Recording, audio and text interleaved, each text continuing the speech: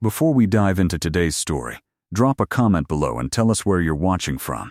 And remember to rate this story from 0 to 10 when we reach the end. Now, let's begin.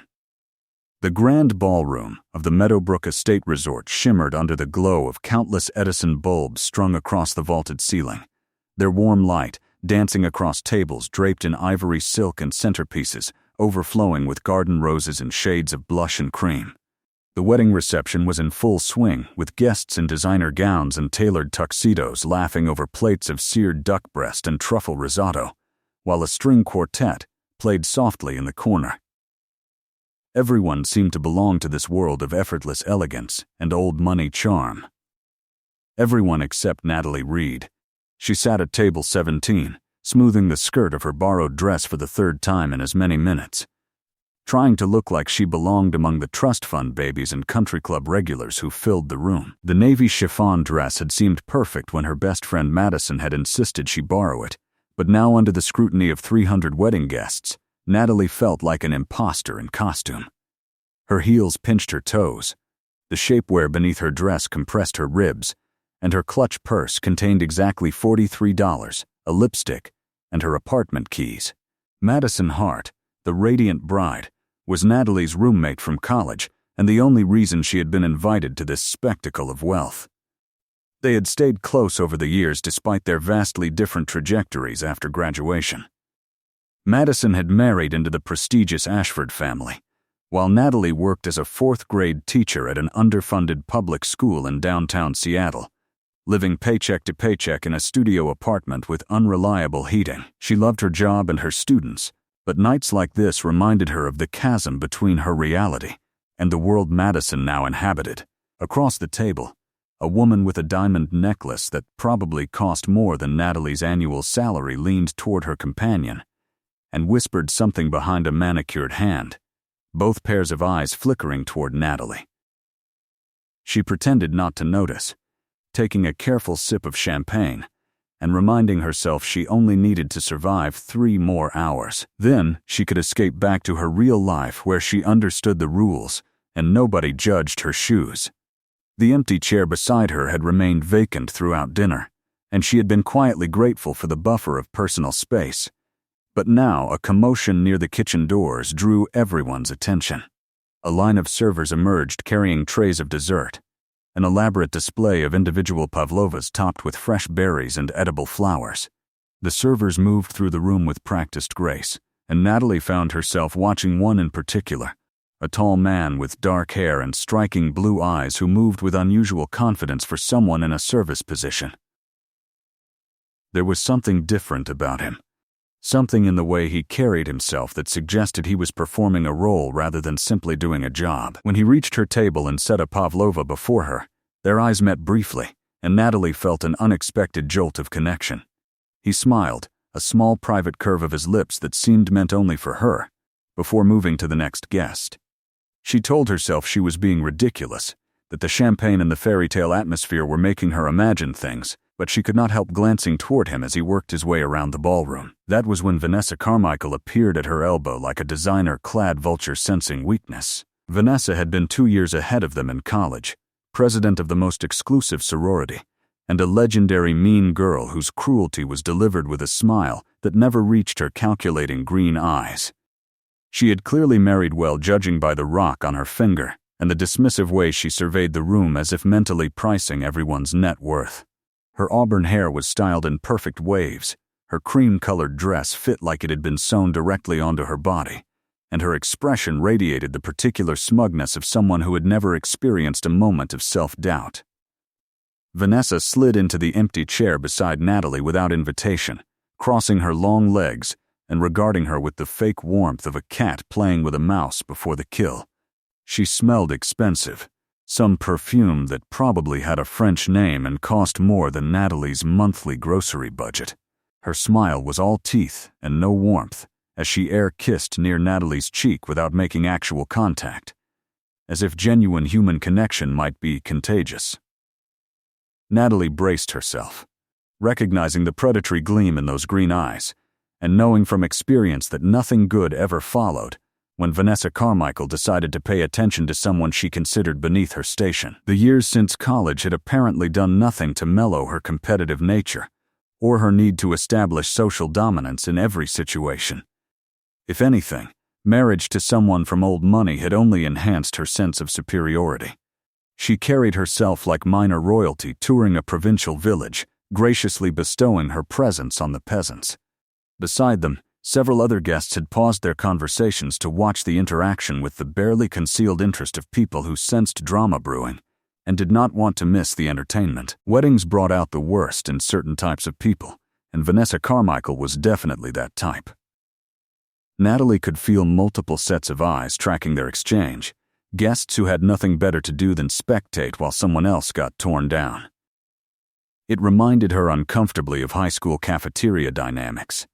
Except everyone was wearing Valentino and drinking French champagne. The cruelty was the same, just packaged in more expensive wrapping. She forced herself to smile politely and prepare for whatever verbal assault Vanessa had planned, reminding herself that she only needed to endure a few more hours before she could leave this gilded cage and return to her real life. The string quartet had transitioned to something slow and romantic, the kind of music designed to make people feel things. And across the ballroom, Madison was dancing with her new husband, both of them glowing with happiness that seemed to emanate from their very pores. Natalie was genuinely thrilled for her friend, but watching that uncomplicated joy while sitting next to Vanessa Carmichael felt like some kind of cosmic joke. One person got the fairy tale while another got the wicked stepsister treatment. Life had a twisted sense of humor. Vanessa leaned closer, her voice pitched at that particular frequency that sounded pleasant to casual observers but dripped with condescension if you were the actual target. She had perfected this tone over years of practice. The ability to insult someone while maintaining plausible deniability if confronted. It was a skill set that required both intelligence and sociopathy in equal measure. Natalie had seen her use it to devastating effect in college, reducing confident young women to tears while maintaining her own reputation as sophisticated and charming. The technique relied on the target being too polite or too uncertain to call out the aggression hiding beneath the polite words. It was psychological warfare dressed in party manners, and Vanessa wielded it like a master craftsman. The calculated cruelty was impressive in its way, if you could admire someone's dedication to making others feel small. Natalie had spent years working with children, which meant she had extensive experience dealing with bullies. And the core tactics never really changed regardless of the bully's age or tax bracket. The details got more sophisticated, the weapons more subtle, but the underlying dynamic remained identical. Someone insecure about their own worth trying to feel better by diminishing someone else. It was almost boring in its predictability. She took another sip of champagne and waited for Vanessa to make her move, already planning her exit strategy, and wondering if it would be terribly rude to fake a sudden illness and flee before the cake cutting. Probably yes, but the temptation was strong. Vanessa's perfectly shaped eyebrows rose in exaggerated curiosity, and her tone suggested she was asking a friendly question rather than delivering the opening salvo in a social assassination. She gestured vaguely at Natalie's dress and jewelry, her expression radiating false concern that any idiot could see through. The subtext was clear. You do not belong here. You are not one of us. I can tell by looking at you that you are pretending to be something you are not, and I am going to expose that fact in front of everyone. Natalie Reed, darling. It has been absolutely ages since college. You look so different. I almost did not recognize you at first. Love the dress. Is it vintage? There is such a charming trend right now of wearing older pieces. So environmentally conscious. And are you here with someone special tonight or flying solo? I noticed you have been sitting alone all evening.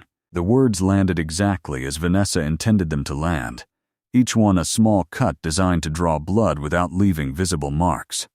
The compliment about the dress was actually a comment on its being outdated or secondhand. The observation about sitting alone was a reminder that Natalie had arrived without a date in a room full of couples. The fake sweetness was worse than outright hostility because it required Natalie to either accept the insults with a smile or risk looking oversensitive and defensive if she pushed back. It was a masterclass in social manipulation, and despite knowing exactly what Vanessa was doing, Natalie felt the hot prick of humiliation spreading across her cheeks. She hated that this woman still had the power to make her feel inadequate after all these years.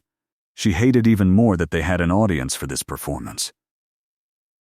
Around them, several guests were pretending to focus on their desserts while clearly eavesdropping on every word. This was entertainment for them. Dinner theater where someone else's discomfort provided the evening's amusement. Natalie's fingers tightened around the stem of her champagne flute as she struggled to formulate a response that would shut down this line of attack, without causing a scene that would ruin Madison's reception. She was acutely aware that anything she said right now would be repeated and analyzed by dozens of people before the night ended. Her reputation and dignity hung in the balance, and Vanessa Carmichael held all the cards. Or at least, she thought she did. Before Natalie could respond, she felt a presence at her shoulder and looked up to find the handsome server from earlier standing beside her chair, holding a tray with 2 fresh champagne flutes. Up close, he was even more striking than she had initially realized, with sharp cheekbones, a strong jaw, and those remarkable blue eyes that seemed to see through all the pretense and performance that filled the ballroom. There was an alertness in his gaze, an intelligence that suggested he understood exactly what was happening at this table and had decided to intervene. He set one of the champagne flutes in front of Natalie with a small smile that felt like a lifeline being thrown to a drowning person, then did something completely unexpected.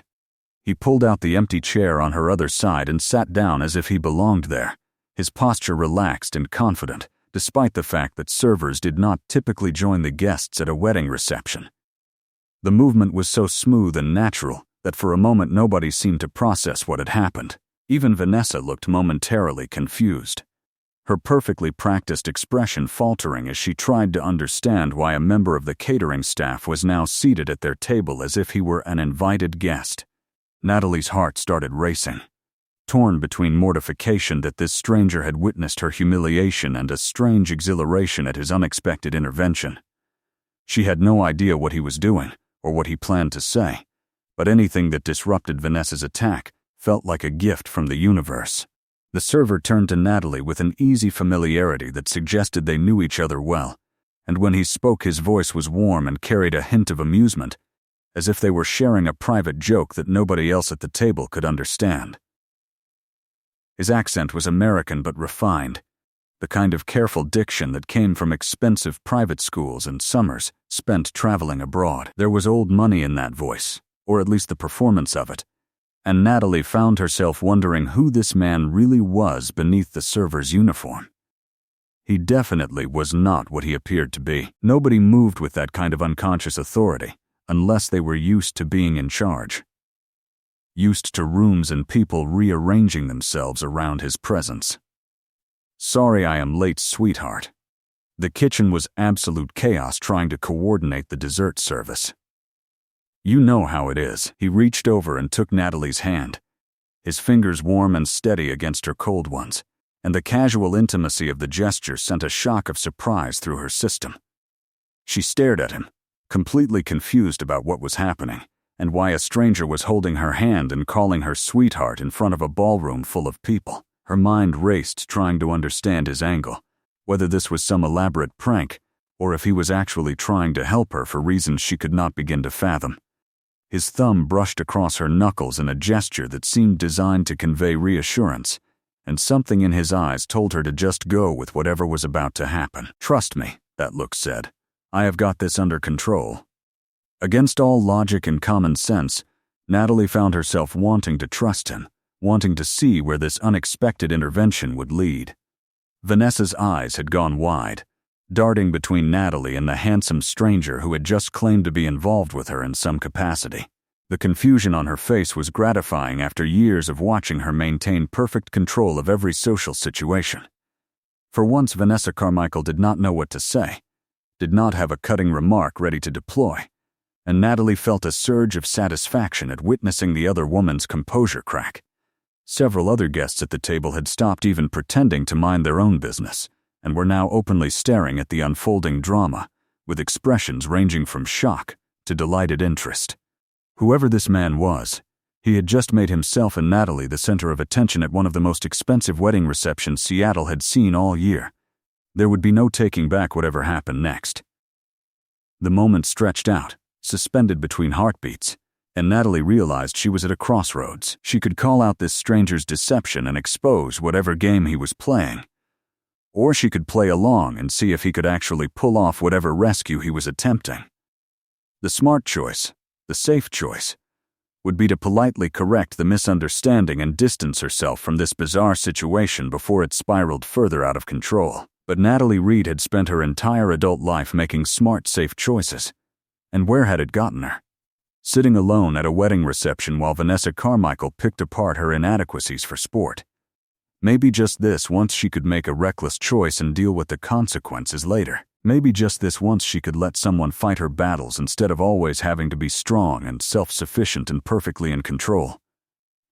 Maybe this handsome stranger with his knowing eyes and confident smile knew something she did not about how to win games like this.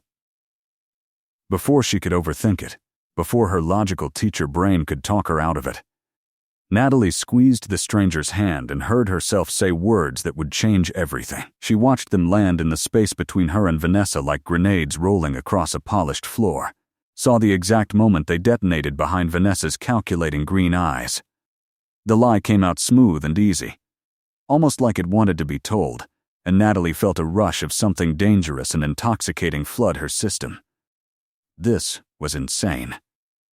This was stupid. This was possibly the most reckless thing she had ever done in her carefully controlled existence. And it felt absolutely amazing. The stranger's eyes lit up with surprised approval and something else. Something that looked almost like admiration, and Natalie realized she had just committed to whatever plan he had been improvising when he sat down. There was no backing out now. She had jumped off the cliff, and the only choice left was to see if she could fly, or if she was about to crash spectacularly in front of 300 witnesses. Either way, at least it would be memorable. At least for once in her life she would have a story worth telling.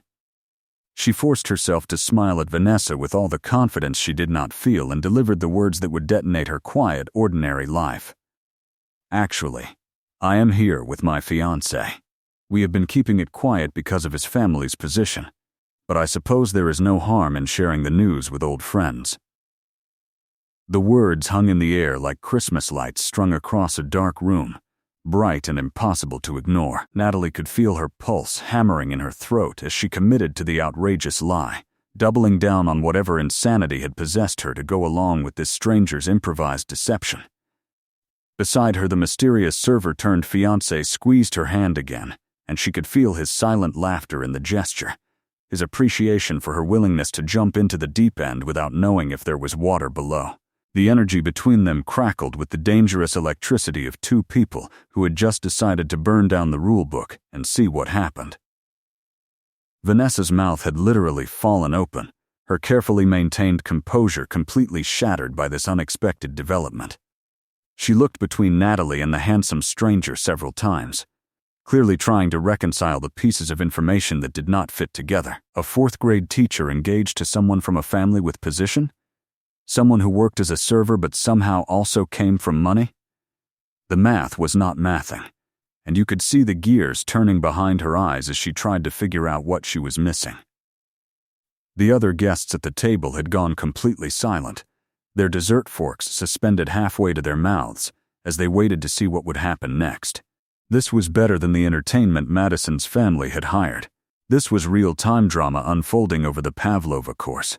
Natalie wanted to laugh at the absurdity of it all, at the way a simple defensive lie had somehow turned into performance art. She also wanted to run screaming from the ballroom and never show her face in polite society again, but that option was no longer on the table. She had made her choice, and now she had to see it through to whatever conclusion awaited at the end of this madness. The stranger, who was apparently now her fiancé, turned to Vanessa with a polite smile that managed to convey both courtesy and complete dismissal. It was a masterclass in social maneuvering, the way he acknowledged her presence while simultaneously making it clear she no longer mattered to the conversation. Natalie filed the technique away for future reference, assuming she survived the night without dying of embarrassment or being exposed as a fraud. If nothing else, this experience was educational. She was learning how the truly confident operated in these rarefied social circles, the way they wielded power so casually it looked like breathing. This man had probably been born knowing these rules, had absorbed them through osmosis growing up in whatever mansion or estate had produced someone with this much natural authority. Meanwhile, Natalie had learned her social skills from library books and watching other people from the outside, always aware she was faking fluency in a language that was not native to her. The difference was showing now in how easily he wore his deception, while she felt like she was drowning in hers. He released Natalie's hand only long enough to extend his own toward Vanessa, in a gesture that looked like friendship, but felt like a power play. When he introduced himself, his voice carried across the table with the kind of casual certainty that came from never having been questioned or doubted in his entire privileged life. The name rolled off his tongue like he owned it along with everything else in his field of vision, and Natalie felt her stomach drop through the floor as she recognized it. Everyone in Seattle recognized that name. Everyone in the entire Pacific Northwest knew that name. It was printed on buildings and hospital wings and museum galleries all over the city. She had just accidentally fake engaged herself to someone from one of the wealthiest families in the state, possibly the country. This was no longer a small lie to get through an awkward social situation. This was a thermonuclear bomb waiting to detonate, and she was standing at ground zero, wearing borrowed shoes and $43 in her purse. James Westfield. Lovely to meet you. Any friend of Natalie's is a friend of mine.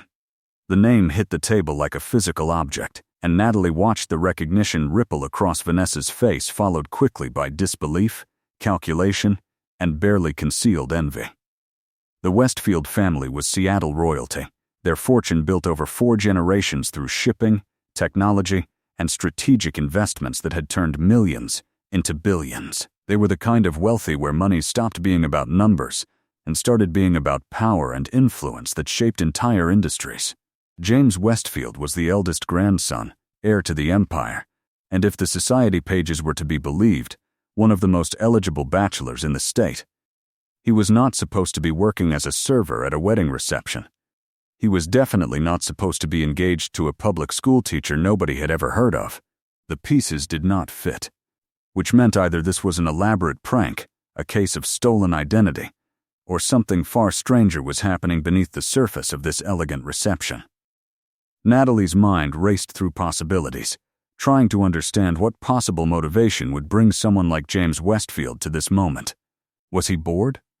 Was this some kind of social experiment conducted by wealthy people for their own amusement? Was he actually who he claimed to be, or was he a con artist with excellent research skills and acting abilities?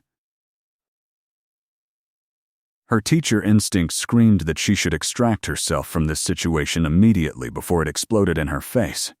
But her heart was pounding with an exhilaration she had not felt in years. For once, she was not the responsible one, not the person who played by the rules and colored inside the lines.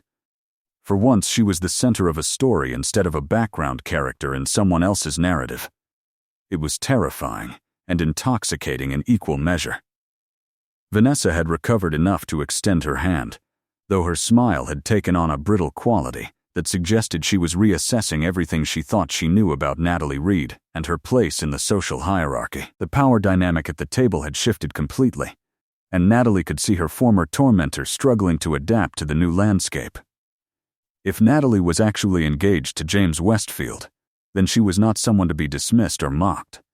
She was someone with access to real power and money and influence.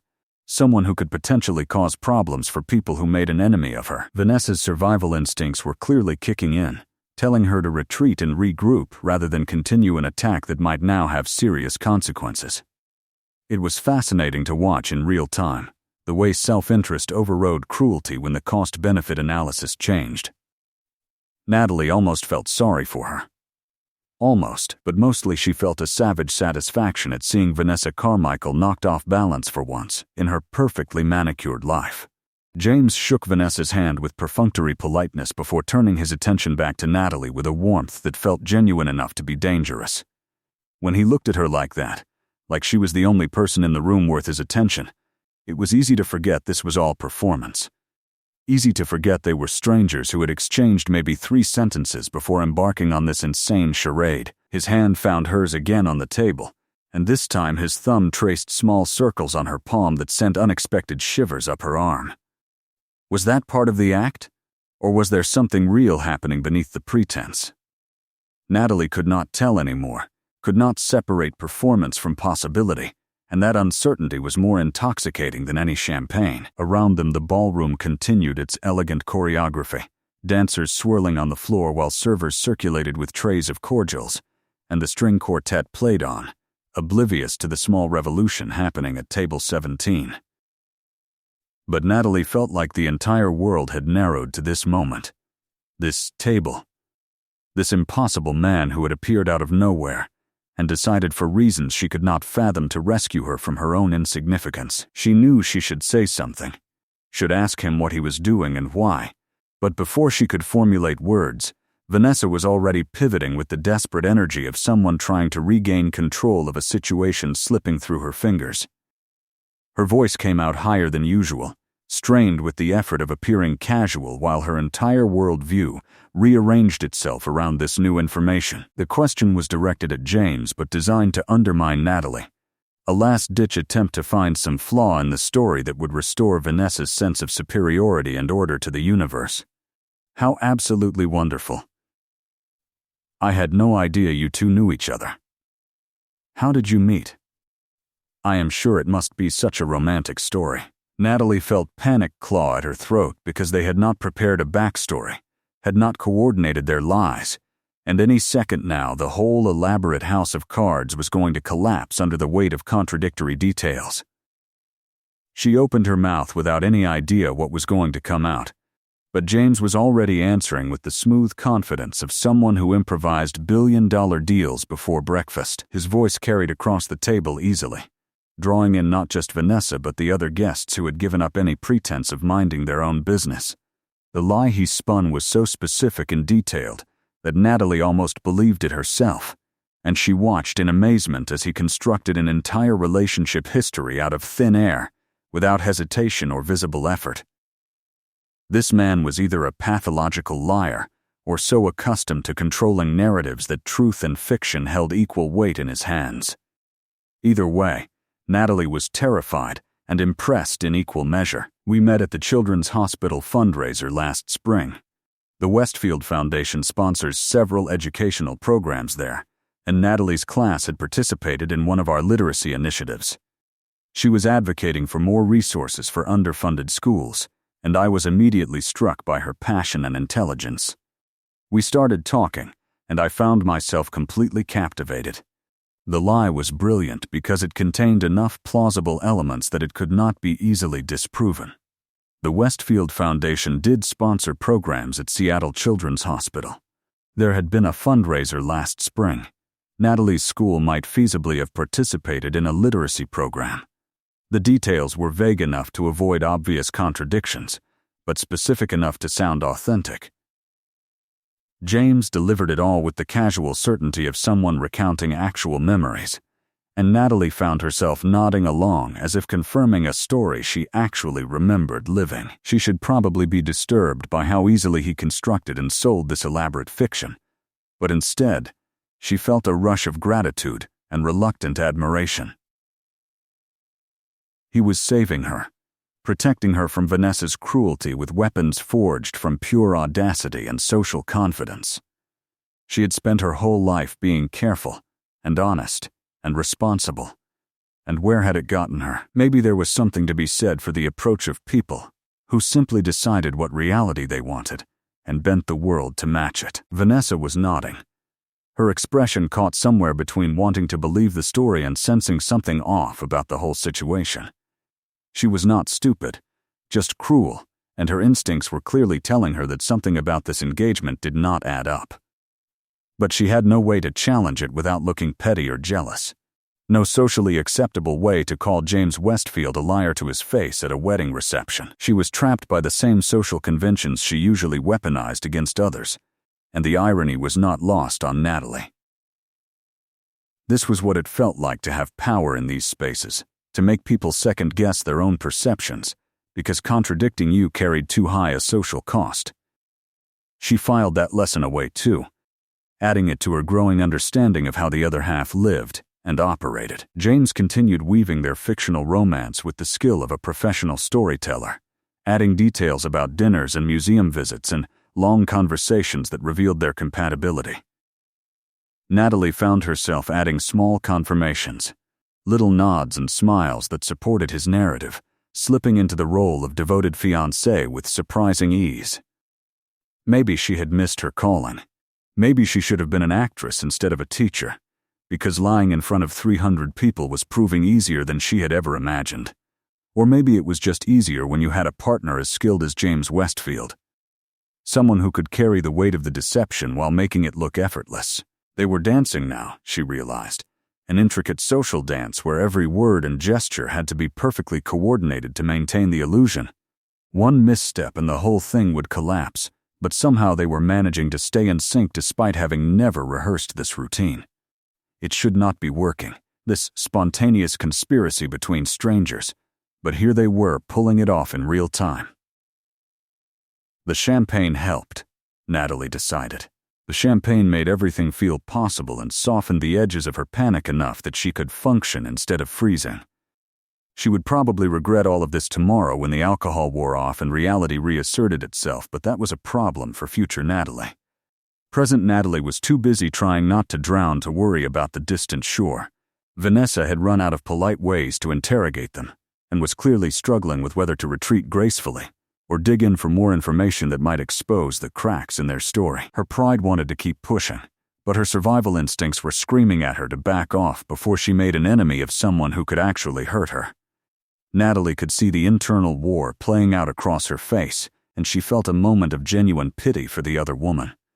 Vanessa Carmichael had built her entire identity around being superior to everyone else, and having that identity challenged by someone she had dismissed as insignificant had to be psychologically devastating. Not devastating enough for Natalie to confess the truth and put her out of her misery, but still. She understood on some level how much this moment must be costing Vanessa's sense of self. Understanding did not mean she was going to waste this opportunity, though. Mercy was for people who had shown you mercy first, and Vanessa had a decade-long track record of casual cruelty that bought her no favors now. Before Vanessa could formulate her next move, a commotion near the entrance of the ballroom drew everyone's attention and provided a temporary reprieve from the interrogation. Madison and her new husband were preparing to cut the wedding cake, and guests were being encouraged to gather around for photos and champagne toasts. The string quartet swelled into something celebratory, and people began moving toward the center of the room in an elegant migration of designer gowns and expensive suits. Natalie felt profound relief at the interruption, grateful for a chance to catch her breath and figure out what happened next. Except James did not release her hand when she started to stand.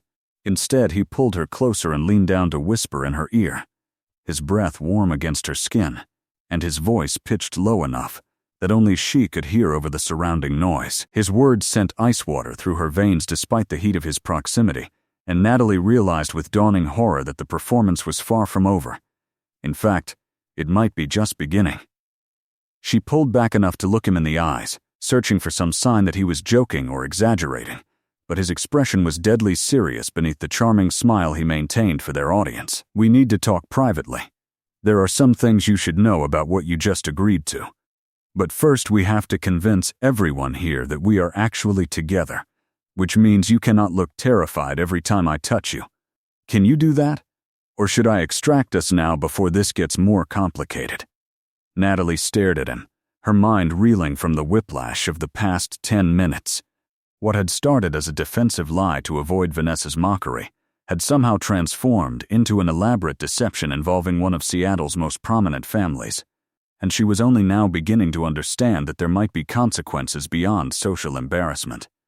James Westfield was not just some random Good Samaritan who had decided to help a stranger.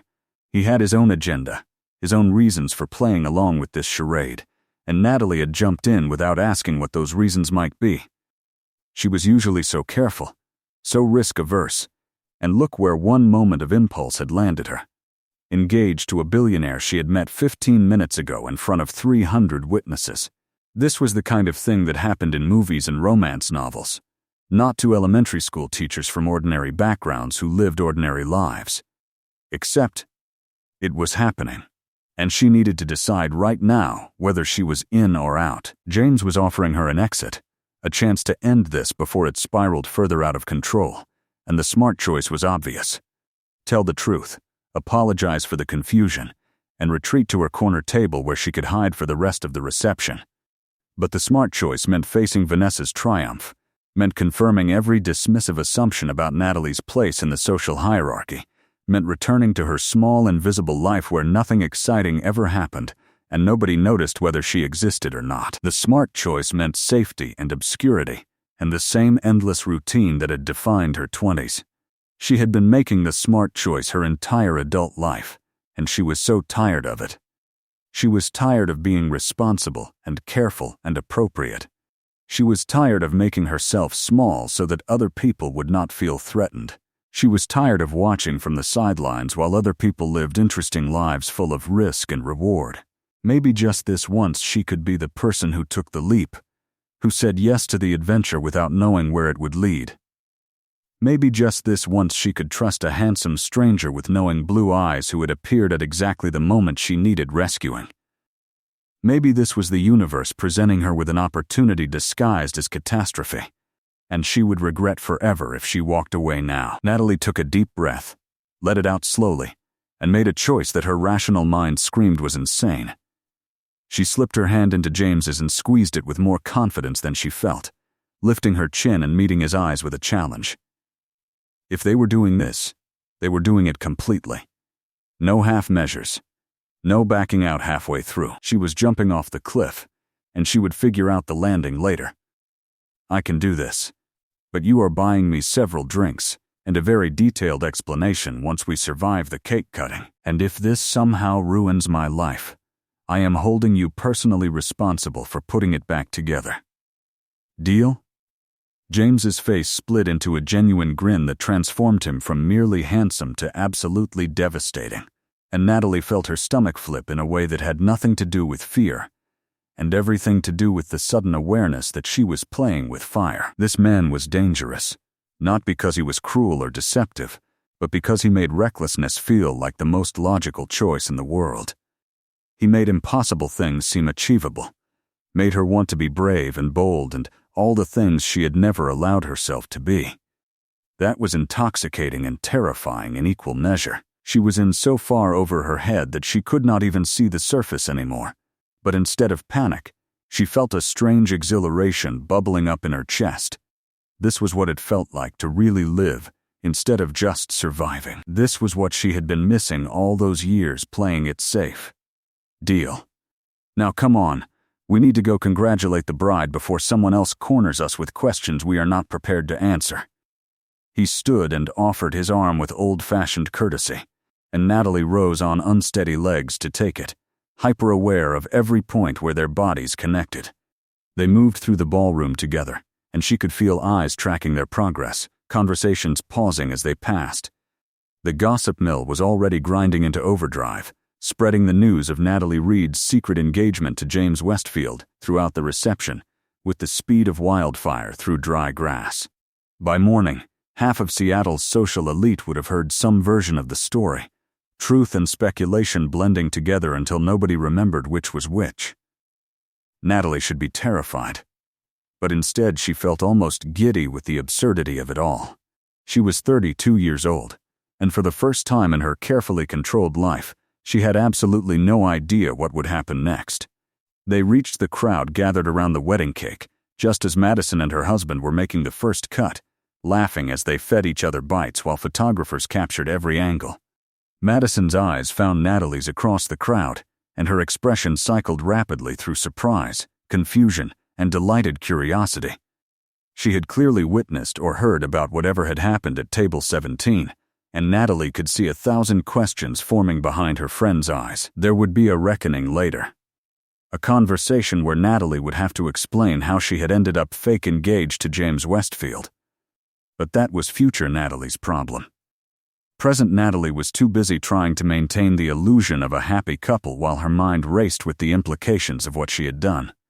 James kept one arm around her waist in a proprietary gesture that should have felt presumptuous but somehow felt protective instead, and Natalie found herself leaning into him more than was strictly necessary for their performance. Dangerous territory, she reminded herself. This is not real. Do not forget that none of this is real. He is playing a part, and you are just his temporary co-star in whatever drama he is staging for reasons you do not understand yet. Keep your head. Keep perspective. Do not fall for the fantasy. But her body was not listening to her brain's sensible warnings. Her body was registering the solid warmth of him beside her, the expensive smell of his cologne mixed with something uniquely him, the way his thumb was drawing absent patterns on her hip that definitely were not necessary for their charade. Either James Westfield was a method actor who committed fully to his roles, or there was something happening between them that transcended their elaborate lie. Natalie was afraid to examine which possibility scared her more. The cake cutting concluded with applause and more champagne toasts, and Madison finally managed to extract herself from the well-wishers long enough to make her way over to where Natalie and James stood. Her dress was a masterpiece of French lace and silk that had probably cost more than Natalie's car. Her makeup was still flawless despite hours of celebration, and her expression was pure mischief. Madison had always been trouble in the best possible way, the kind of friend who pushed Natalie out of her comfort zone and made life interesting. She was going to absolutely lose her mind when she heard the full story of tonight's events. Assuming Natalie survived long enough to tell her, Madison hugged Natalie tightly before pulling back and regarding her with dancing eyes that promised extensive interrogation the moment they had privacy. She turned her attention to James with unabashed curiosity, looking him up and down like she was assessing livestock at a county fair. There was no intimidation in her gaze despite James's wealth and status, because Madison had grown up in this world and knew all its secrets and weaknesses. She understood that money and power were just tools, and the people who wielded them were no more or less human than anyone else. That perspective had always been one of Natalie's favorite things about her friend. Madison refused to be impressed by the trappings of wealth because she saw through them to the person underneath. So you are the mysterious fiancé I have been hearing whispers about for the last 20 minutes. I have known Natalie since we were 18 years old, and she has never mentioned anyone named James Westfield. In fact, she told me 3 days ago that she was coming to my wedding alone. So either she has been keeping the world's biggest secret, or something very interesting happened tonight that I am going to hear all about later. Her tone was light and teasing, but there was steel underneath the humor. Madison was fiercely protective of the people she loved, and if she suspected James of playing games with Natalie, there would be consequences regardless of his bank account. Natalie felt a wave of affection for her friend, grateful to have someone in her corner even in the middle of this insane situation she had created for herself. James handled Madison's challenge with the same easy confidence he had displayed all evening, smiling at her with genuine warmth that suggested he appreciated her directness. His hand tightened briefly on Natalie's waist in a gesture of reassurance before he responded, and Natalie noticed that his answer was carefully crafted to be technically true while maintaining their fictional engagement. The man was a master of misdirection, she realized. He understood how to navigate conversations in ways that let people hear what they expected to hear, while avoiding outright lies that could be proven false. It was simultaneously impressive and slightly disturbing. You are absolutely right to be suspicious. I would be too if I were in your position. Natalie and I have been keeping our relationship private because of my family's profile and her very reasonable desire not to have her life invaded by media attention. Tonight was supposed to be about celebrating your marriage, not making announcements about ours. But sometimes circumstances force your hand, and here we are. I promise you I have nothing but the best intentions toward your friend. Madison studied him for a long moment, her expression unreadable, before apparently deciding to accept his explanation for now. She turned back to Natalie and stage whispered loud enough for James to hear. He seems charming and wealthy and absurdly handsome, so Obviously, I approve on superficial grounds.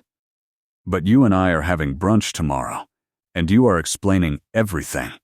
And I mean everything.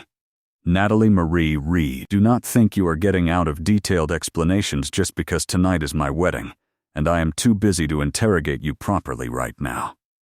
Natalie laughed, despite the anxiety churning in her stomach, and promised she would call in the morning, knowing that conversation was going to be either the most elaborate lying session of her life or a complete confession of tonight's deception depending on what happened in the next few hours. Madison gave her one more searching look before being pulled away by her new mother-in-law, leaving Natalie and James standing together in the middle of the ballroom, surrounded by strangers who were all desperately curious about the mysterious couple.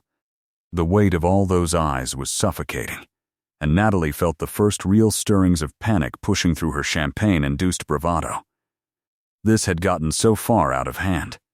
What had she been thinking? Agreeing to maintain this charade. She was going to be exposed as a fraud and a liar in front of everyone Madison knew. She was going to humiliate her best friend on her wedding day. She was going to destroy her own reputation and probably her career once the story got out that she had pretended to be engaged to James Westfield. Teachers were supposed to be trustworthy and honest, pillars of their communities. They were not supposed to invent fictional relationships with billionaires for social clout at fancy weddings.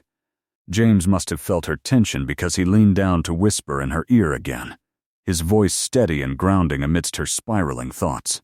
Breathe. You are doing fine, but I think we have accomplished our goal here. And staying longer just increases the chances of someone asking questions we cannot answer. What do you say we make our exit and continue this conversation somewhere more private?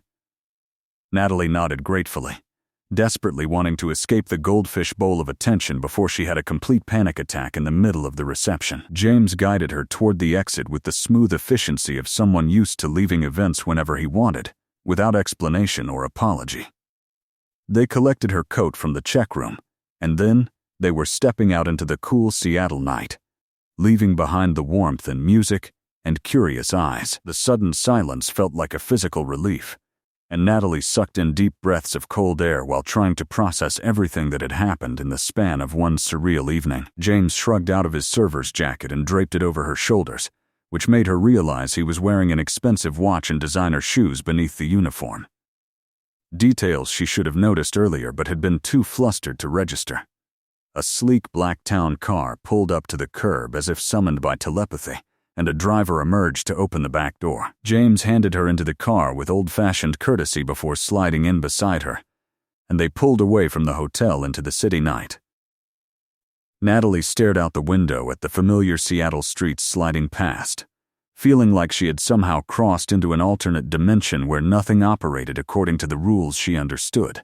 Inside the car, the lighting was low and intimate, expensive leather and polished wood surrounding them like a cocoon. James poured them both whiskey from a crystal decanter built into the console, and Natalie accepted the glass with shaking hands. She took a large swallow, letting the burn ground her, before finally turning to face the man who had just turned her entire life upside down in the space of an hour. Now that they were alone and the performance was over, she expected him to drop the charming facade and reveal whatever his real agenda was, but his expression remained open and genuinely interested as he studied her in the low light, and Natalie found herself more confused than ever about what was real and what was performance with James Westfield. "Okay," she said, proud that her voice came out mostly steady. "I did my part. I played along with your crazy plan. Now you owe me explanations, starting with who you actually are. Why you were working as a server at Madison's wedding, and what possible motivation you have for pretending to be my fiancé." James smiled ruefully and took a sip of his own whiskey before answering, choosing his words with obvious care. "Everything I told Vanessa was true. I am James Westfield, heir to the Westfield fortune, graduate of Princeton and Harvard Business School, currently serving on the board of directors for Westfield Industries and about a dozen charitable foundations. But you are right that I should not have been carrying trays of desserts tonight.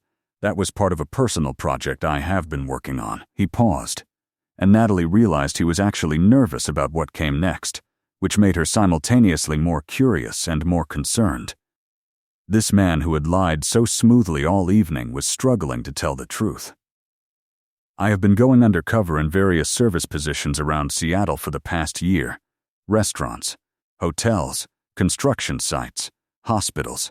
I wanted to understand what life was really like for the people who work for companies my family controls, to see the systems from the inside rather than from quarterly reports and executive summaries. Tonight I was supposed to observe the catering staff at this event. Instead, I saw you being cornered by a mean drunk in an expensive dress, and I made an impulsive decision to intervene. Everything after that was improvisation. The explanation was so unexpected and so genuine that Natalie could only stare at him while her brain tried to reconcile the image of a privileged billionaire choosing to work minimum-wage jobs to develop empathy and understanding. That was not how she thought people like him operated. That was not how the villains in her mental narrative of class and privilege behaved. But looking at James now, seeing the earnestness in his eyes, she believed him. And the engagement? That was just improvisation too? Or do you have some reason for wanting people to think you are off the market? James's expression turned rueful, and he ran a hand through his hair in a gesture that made him look younger and more uncertain. Actually, being engaged to someone respectable might solve a significant problem for me. My grandfather is threatening to arrange a marriage for me if I do not settle down soon. He has introduced me to dozens of appropriate candidates over the past 2 years, all of them from acceptable families with the right pedigrees. None of them interested in me as a person, all of them interested in what being a Westfield could do for their social standing. I have been avoiding the situation, but he is getting impatient. If I show up to the next family dinner engaged to someone I chose independently, someone real who is not from his approved list, it might buy me some breathing room.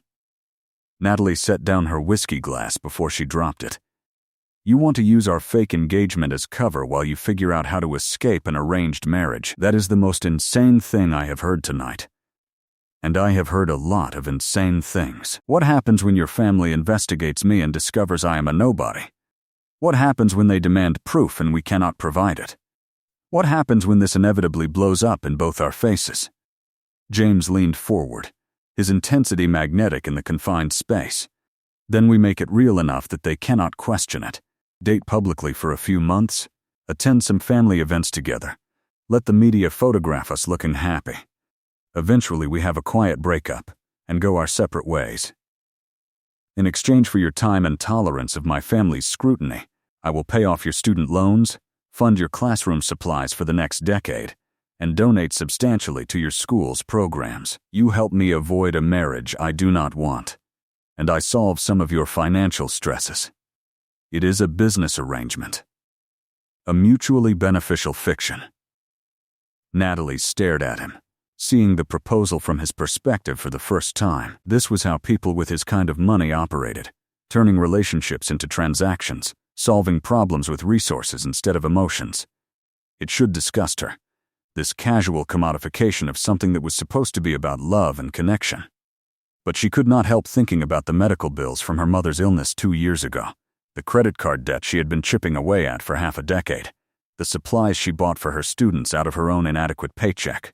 James was offering her a way out of the financial hamster wheel she had been running on since college graduation. All she had to do was spend a few months pretending to date a handsome billionaire. When he put it like that, it seemed almost rational.